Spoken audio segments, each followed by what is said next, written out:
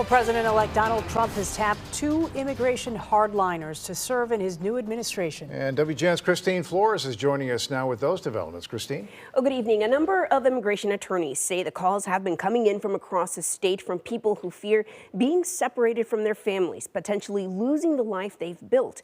We asked attorneys about the possibility of mass deportation and what people can do about it. When people show you who they are, believe them the first time. So we are taking them at their word. So we are preparing, making sure, we're hoping for the best, but always preparing for the worst. That's how Jose Vera, executive director of the Southwest Suburban Immigrant Project, says he and his team are approaching the upcoming Trump presidency. There's a lot of fear and anxiety, definitely with the family separations. We know that last time Trump was in the presidency, there was family separations. There's, a fear, obviously, of workplace raids. Immigration attorney Fiona McEntee says her office has received calls with those same sentiments months leading up to the election, and even now as we await Donald Trump to be sworn in January. From our experience, we could feel the fear in the community well in advance of the election results. On Monday, Trump announced two appointments to his upcoming administration. Tom Homan, his former acting U.S. Immigration and Customs Enforcement Director, will serve as border czar, putting him in charge of the nation's borders. He talked about Trump's administration during the Republican National Convention in July. As a guy who spent 34 years deporting illegal aliens, I got a message to the millions of illegal aliens that Joe Biden's releasing our country in violation of federal law.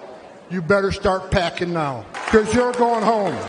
He also named longtime serving advisor Stephen Miller to be the deputy chief of policy. Stephen Miller, who was orchestrated the family separation policy, cruelty was absolutely the point. That won't be a surprise if that happens again. That happened before. The campaign ran on this anti-immigrant hatred that was most often directed towards Black and brown immigrants.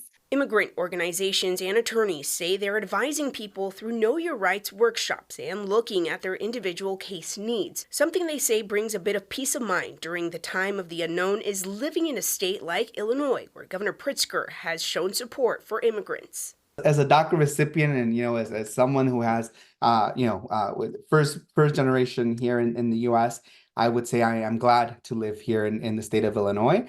And we will hold the governor accountable. Attorney McEntee says her office has also received a number of calls from Americans actively looking for immigration or citizenship options outside of the U.S. For now, they say they are taking things day by day leading up to inauguration.